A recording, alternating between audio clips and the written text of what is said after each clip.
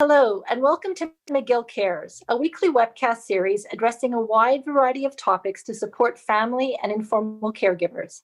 I'm Claire Webster, a former caregiver who became a certified Alzheimer care consultant and founder of the McGill University Dementia Education Program.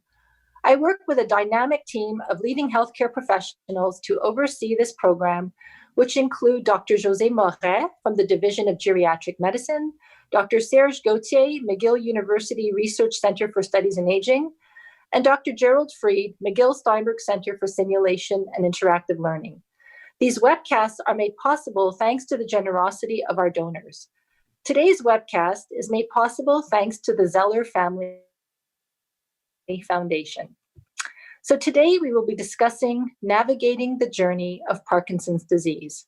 My guest is Dr. Ronald Postuma, Professor of Neurology at McGill University, a clinical researcher and movement disorders neurologist who treats patients with Parkinson's disease and related disorders at the Neuro. His research interest focuses upon Parkinson's disease, particularly on detecting early stages of the disease, examining the impact of non-motor symptoms on disease subtype and prognosis, and testing new treatments for non-motor manifestations such as sleep disorders. Dr. Postuma co-developed Parkinson's disease, an introductory guide with the McGill University Health Center Patient Education Office. Welcome to our show. I'm very, very interested in discussing this topic.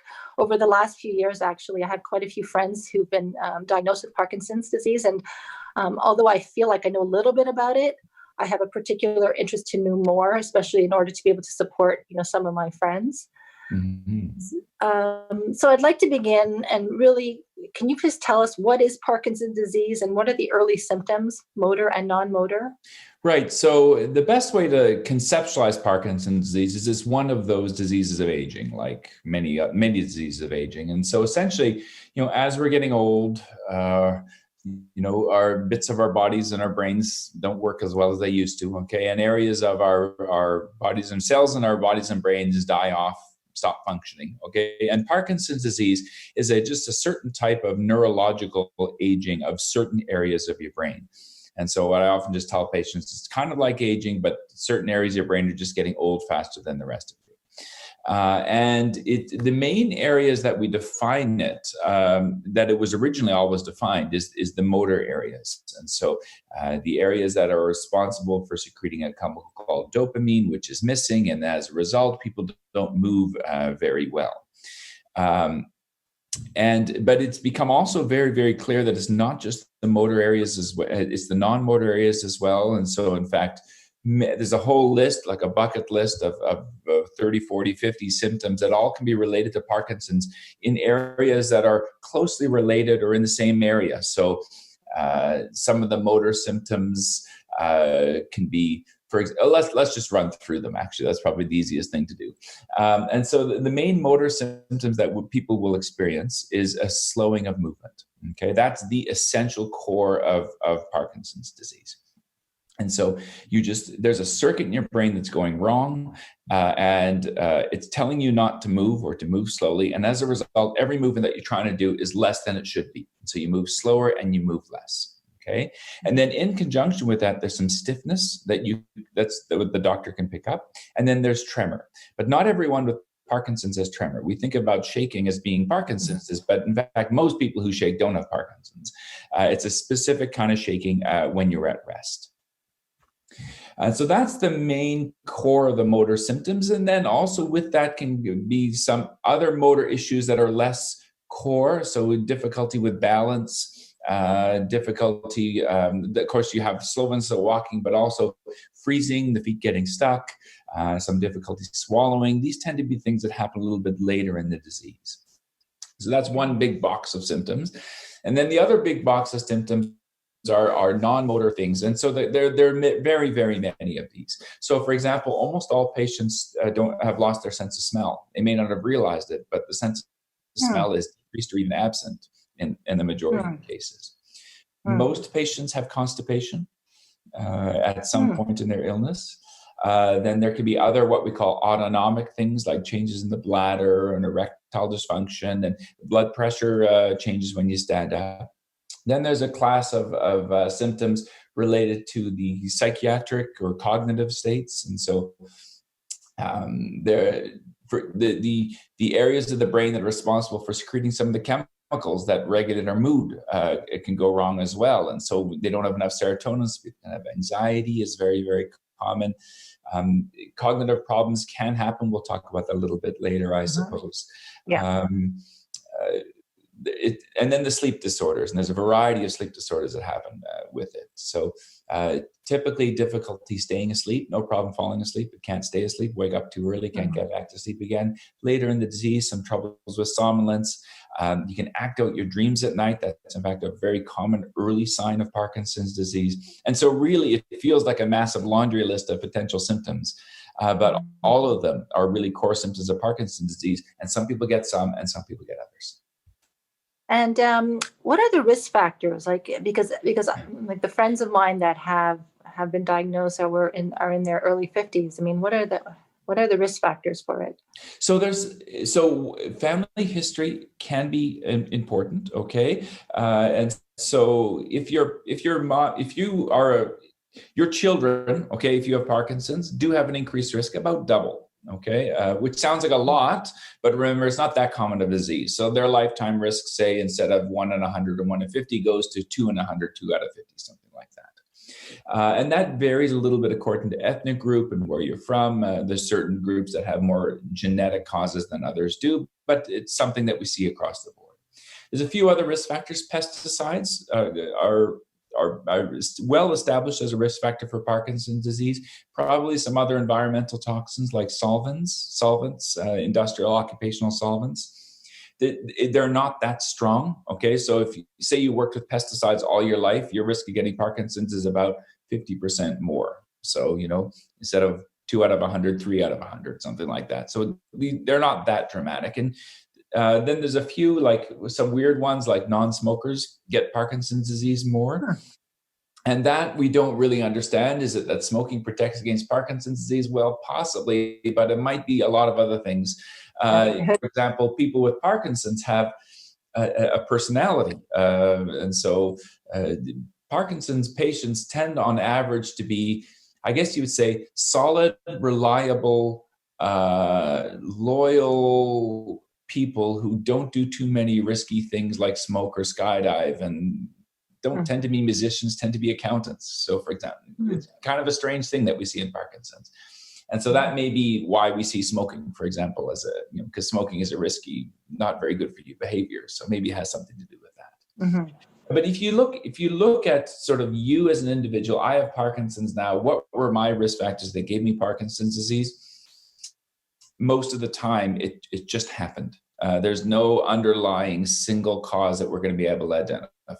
Even if you worked with pesticides, 2 out of 3 chance it had not much to do with those pesticides. So all of the strongest risk factors, except for those rare pure genetic cases, it's just mostly chance that happens to us all. What about concussions? Like, what's the correlation between concussions? There is a slight increased risk in people who have had concussions, okay? It's a little bit difficult to measure because Parkinson's disease has a really long early interval. So before you showed up to your doctor's office with Parkinson's disease, it was in your brain for a good 10 years on average, maybe even more, maybe as much as 20. And so when you see people who have a concussion, why did they have a concussion? Did they fall and hit their head? Well, maybe that was your Parkinson's actually 3 years before that you never felt. And you didn't pick up your feet as much when you walked, so you tripped on the curb. So when you take those out, then there still is a bit of a connection with concussions, but it's really not very strong. So most people who get concussions will never have Parkinson's, that's for sure. And how do you make the diagnosis? So the diagnosis is made actually in a doctor's office without a lot of tests. It's one of those diagnoses that is really just based on pattern recognition. And so you diagnose the Parkinsonism. And so what that means is that the doctor sees that the movements are slow. That's the key. And they also note that the movements are not only slow, but they slow down. So you start off pretty good, if you can see my video, and then they get slower and then they get stiffer. That's the hallmark. If you then see tremor, or if you see some of the stiffness, or you see some of the typical gait abnormalities, you get diagnosed with Parkinsonism. Okay, Parkinsonism tells you that that circuit is wrong. Okay, that you have the motor syndrome of Parkinsonism, and then you have to figure out why. 80% of the time, it's Parkinson's disease, because Parkinson's disease is by far the most common. However, there are medications that can cause it. So people with schizophrenia, for example, often on those medications that suppress the dopamine system, well, they're going to get Parkinsonism just created by the medications itself. On the other hand, there are a variety of other neurological diseases that can produce the Parkinsonism, but aren't Parkinson's disease, but they might be related. So they're still aging-related diseases. You actually still treat them the same way. So missing the diagnosis is not such a disaster. But they tend to do worse, actually. They tend to be diseases that are more serious and more severe. Respond less well to the medications. So it's really, the doctor will look and they'll say, I think this looks like Parkinson's disease. And if it's an experienced neurologist, 80% of the time, 90% of the time, that's correct, okay? If it's clear, okay? Sometimes the doctor will say, I don't know, it might be Parkinson's, but there's some features of these other conditions. And then what we do is we watch over time. And if it's one of these other diseases, we start to see it over time. We start to see that, the medications don't work as well, or that you're getting new features that we can see. This doesn't look like Parkinson's anymore. This looks like one of the other related diseases. Because I could see how, when you're talking about stiffness, I could see it being like at a certain age. I mean, I'm in my early 50s now, being mistaken almost for arthritis, because I have different joints that are stiff. So I would say not arthritis. It's a completely different feeling in the doctor's office, right? But stiffness, you can point to. If you can point to your elbow and you say my elbow's stiff, that's not Parkinson's, right? If my arm is stiff and it just doesn't move, then that's a little bit more of a Parkinson's symptom. But that stiffness is not necessarily something you feel. That's something the doctor picks up on their examination, actually. Okay. So can you explain, how does the disease evolve over time? I mean, I specialize in dementia, and, it goes from a cognitive decline to a physical decline over time. What about Parkinson's? Like, what's the evolution of the disease, and how many years does it typically last? There's no one pattern of Parkinson's disease, okay? And we think that, in fact, Parkinson's disease, we know it's a sort of an underlying neurodegenerative disease characterized by a synuclein deposition, et cetera, okay? But we realize that there are many pathways that people would have taken to get there, and there's a lot of variety in Parkinson's. So everyone really is very, very different from each other. I'd say more so than many neurological diseases. Okay, so with that in mind, the early stages of Parkinson's disease in most cases are there, like I said, 10 years before the disease. The earliest stages is loss of sense of smell, constipation. If people are going to act out their dreams at night, what we call REM sleep behavior disorder, that can happen 10 to 15 years before. Okay, and then that non-motor stage is probably caused by the synuclein protein, the protein that we think is most responsible for Parkinson's, spreading around your nervous system, okay, in areas that aren't really affecting your motor system yet. Okay, sometime in the early stages of diseases, the motor systems start to become affected. And at that point, there's a subtle change that probably lasts about 5 years, where people just, their face is less expressive, their voice is a little less flat, they move subtly, slowly, but nobody really notices. This is what everyone does a little bit when they get old, right? If they get a tremor, well, okay, now we can see it. Now there's something going on. Okay, that's Parkinson's disease. But they never get a tremor. You can linger like that for several years before you get the diagnosis.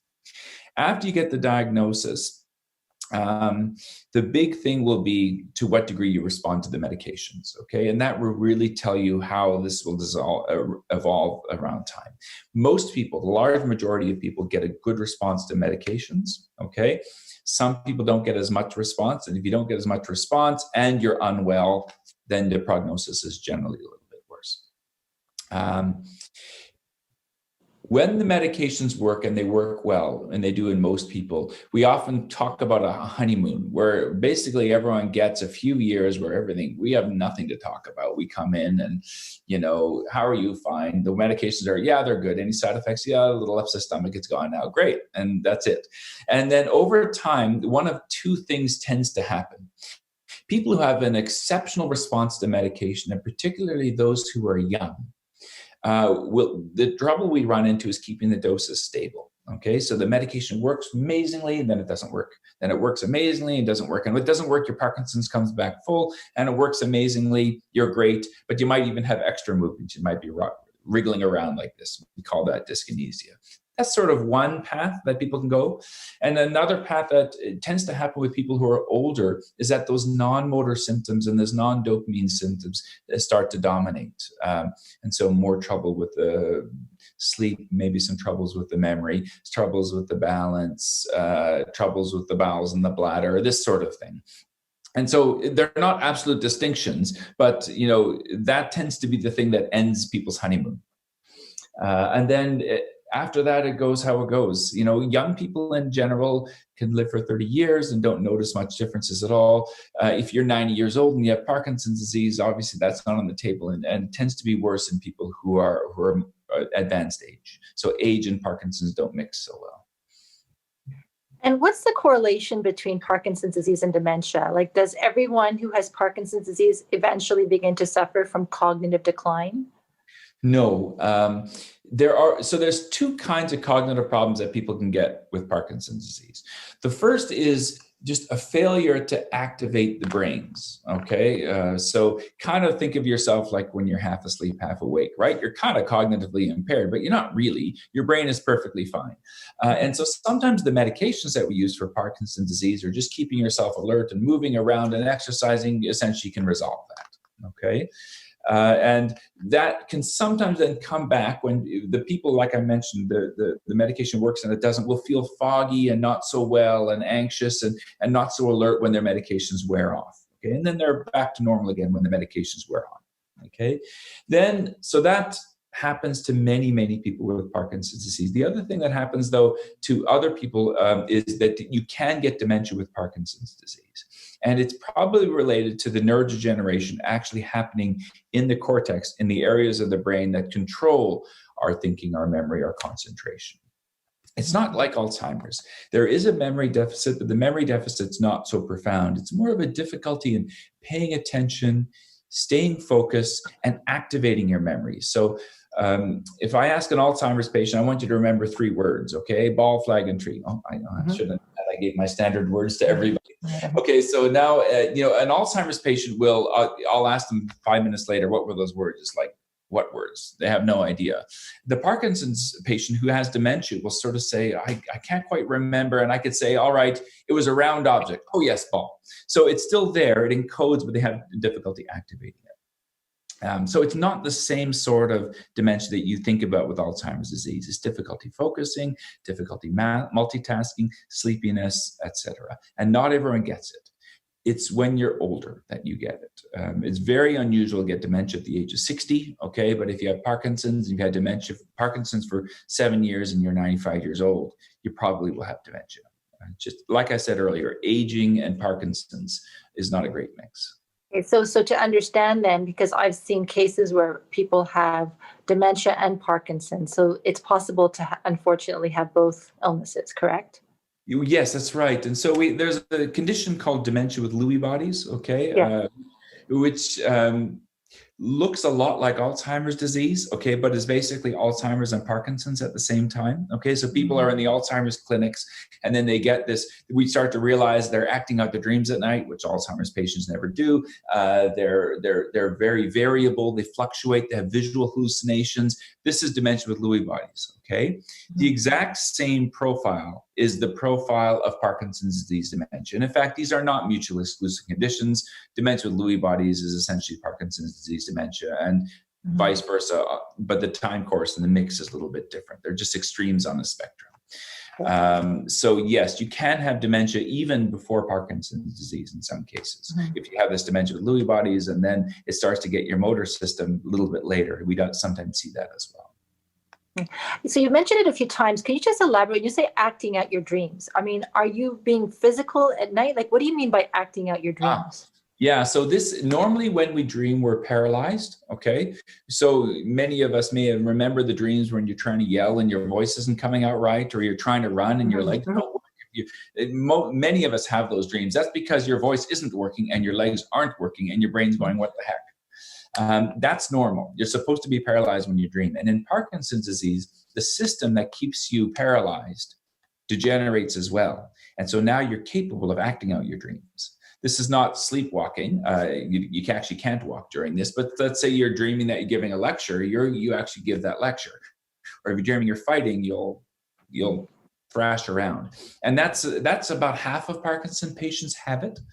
And that's one of the commonest early signs. That's one of those things like olfactory loss, where people 10 years, 15 years before they ever get Parkinson's disease, this happens to them. So that could become very challenging then for the family member who's sleeping besides their partner, right? Because, I mean... Right? So injury is the big problem. You throw yourself out of bed. It doesn't really disrupt your sleep so much, but it'll disrupt your sleep if you punch the wall or punch your spouse, that's for sure. Yeah, my goodness. If it's really bad, you can just sleep alone, and that generally resolves the problem, right? But there are medications that one can use as well if it's really bad. Okay, so speaking about medications, what are the treatments, like pharmaceutical and non-pharmaceutical treatments for the disease? Okay, well, let's talk about the non-pharmaceutical first. Talking about what we know is useful, okay? And so leaving out the very, very long list of a bunch of things that may or may not work, okay? And we have no evidence for. The one non-pharmacologic thing that's probably the most important to do is exercise, okay? Vigorous exercise, not little walks down the block. I tell my patients at least every other day, preferably every day, you're sweating because you did that much exercise. And it's very, very clear that can improve the motor symptoms of Parkinson's disease. There's actually trials showing it can improve your sleep as well. It's probably the best treatment you can use for increasing the quality of your sleep.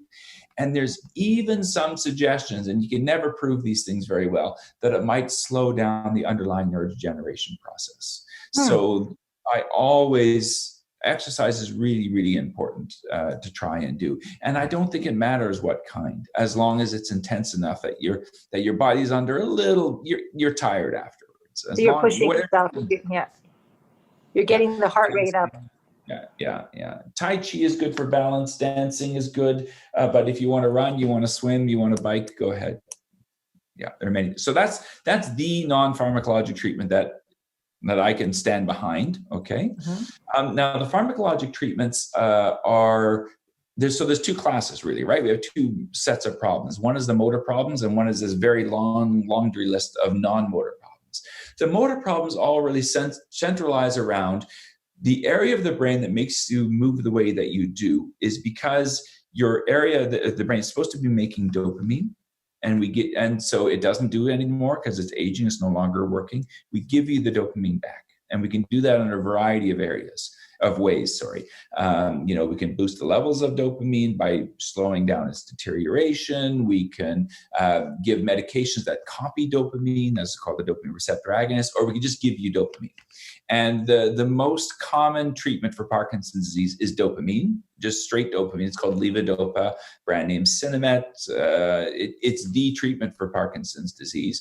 And basically everyone with Parkinson's should be on this at some point, usually actually relatively soon after their disease. Most people will want to be on this because it's so effective. It's one of the miracles of medicine. You can watch movies. Awakenings is a terrific example of Robert. It's a great movie. Robert De Niro and Robin Williams. Robin Williams, that's right. I knew there was two artists. And that's the invention of levodopa applied to a certain group of people who didn't actually have Parkinson's, but it actually shows the story of how dramatically effective that medication can be. And so that's the motor treatment, okay? And then if we're having difficulties with this, it gets quite complicated. So there's like 6 different medications all at different times with very precise scheduling. And early on, it's quite simple. We just give you that medication 3 times a day. The time's not so important. We cruise along for a while. The non-motor treatments, well, it really depends, right? Because there's a laundry list. And so there's so much that we can do for these problems. So constipation, well, that's usually pretty easy. There's a variety of things we can do for constipation. Bladder, a hyperactive bladder, there's a few medications that can reduce the need to urinate. The sleep problems that I mentioned, well, exercise is very important for that, but there's treatments that will help you sleep a little bit. There are treatments that will keep you awake if that's your problem, and there are treatments that can prevent you from acting out your dreams. Antidepressants can work quite well, sometimes for sleep and for anxiety and that sort of nagging feeling like you're always worried about what you're doing next. That's a common thing in Parkinson's disease. They're coming for a visit.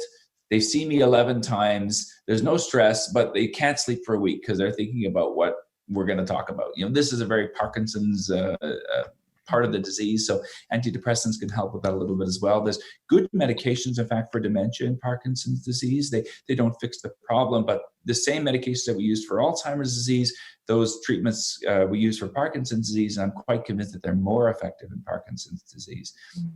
So it's really a huge laundry list, and it can get very, very complicated. If you've got 14 symptoms, then we have to decide together which one of those we need to treat and how we're going to balance the medications and which one's a side effect. It can get very, very complicated. So when your Parkinson's is relatively advanced, you need to be in the center where they know how to do all that.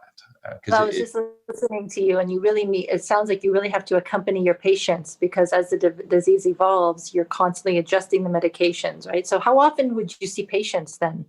How the patient sees you?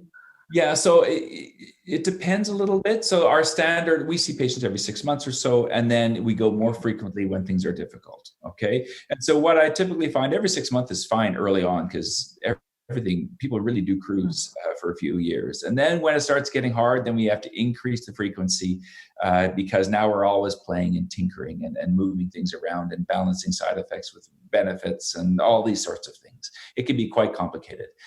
Later in disease, people often find that they want to come a little bit less as well. So there's sort of a peak that goes like this, and then the intensity of treatment and visits.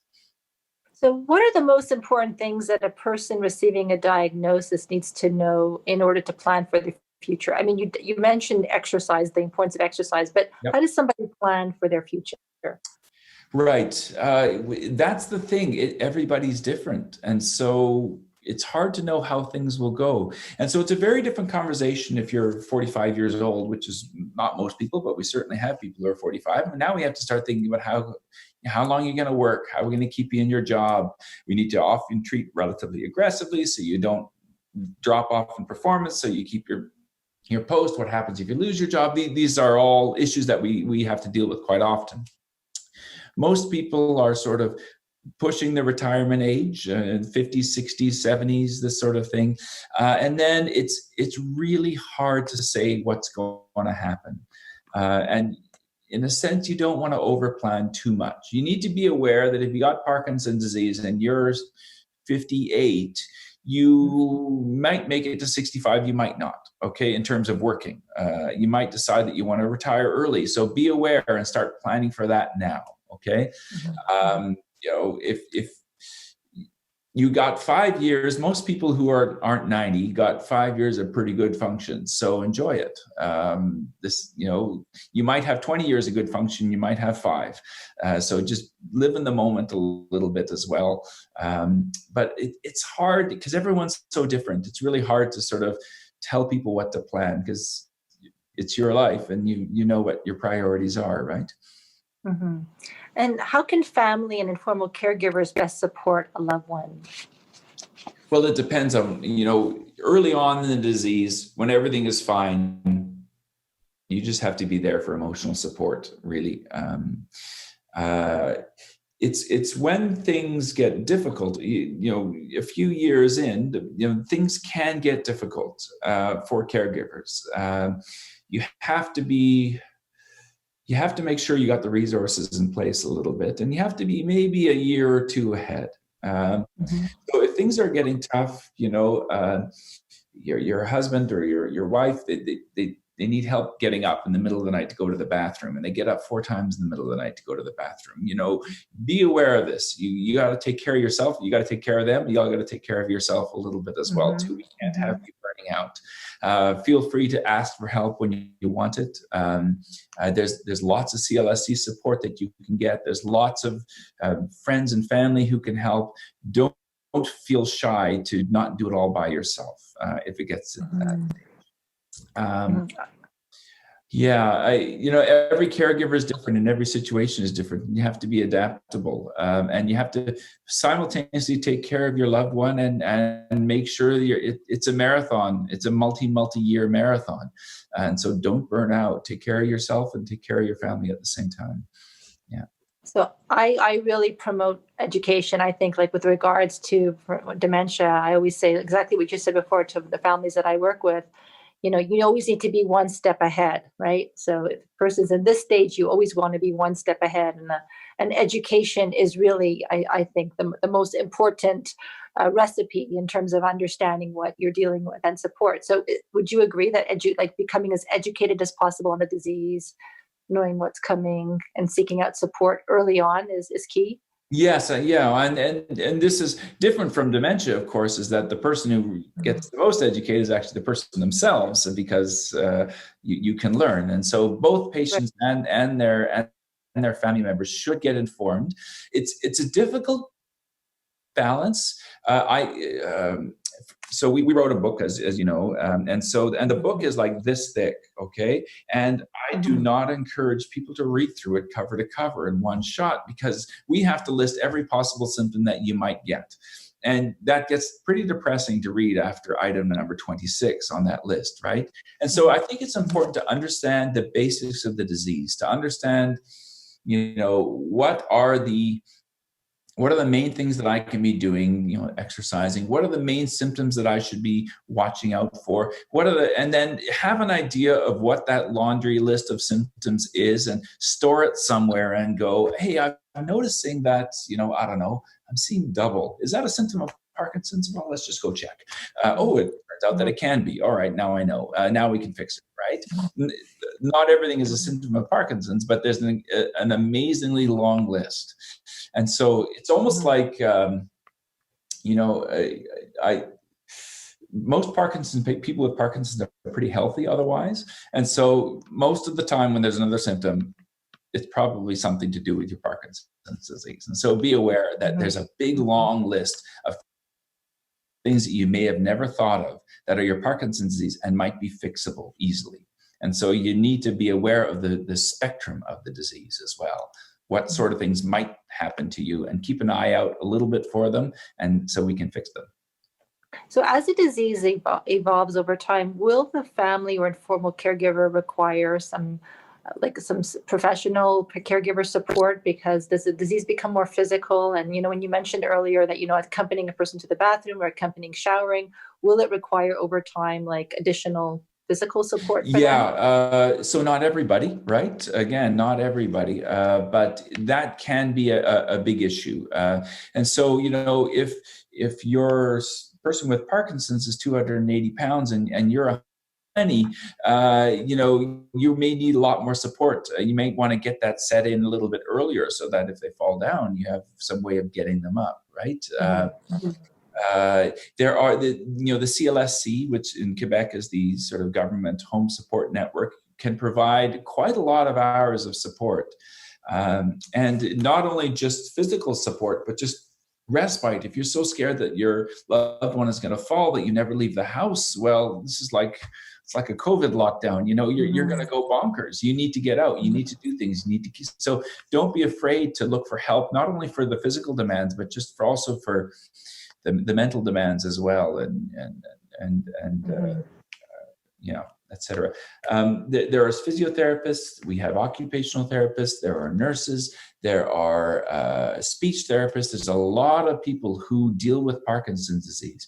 There are groups that you can get out there. So look around. There's Parkinson Canada and there's Parkinson Quebec. There's in fact 2 organizations that can help people connect to resources or in the community. You can just go and Google them right now in French and in English.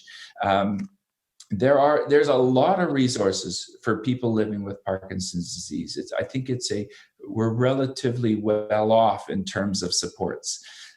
So yes, go on the internet and, watch your sources on the internet. There's a lot of crazy out there, but go to the places like the Michael J. Fox Foundation, Parkinson Canada, Parkinson Quebec. You can use our booklets as well, government sources as well. There's a lot out there for you if you look around. I was very, very impressed with this booklet. We're going to show a slide of it. Yeah. But I was very, very impressed about the booklet that you created with the MUHC Patient Education Office and Dr. Anang. Very, very an excellent, excellent booklet. And we will be putting a link to the booklet on our website under the resources section for people to go to after this webcast.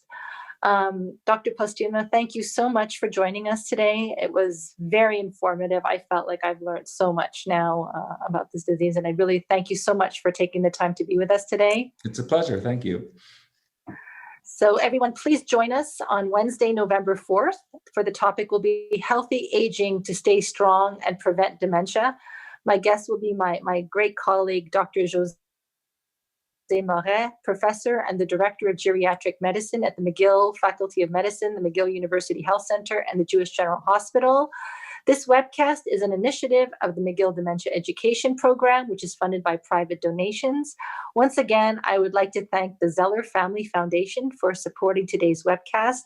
If you'd like to make a contribution to our program or for more information, please visit www.mcgill.ca/dementia. And if you have specific topics or questions that you would like us to address during our webcasts, please email us at dementia@mcgill.ca. Until next week, take good care of yourselves and your loved ones. Thanks for tuning in.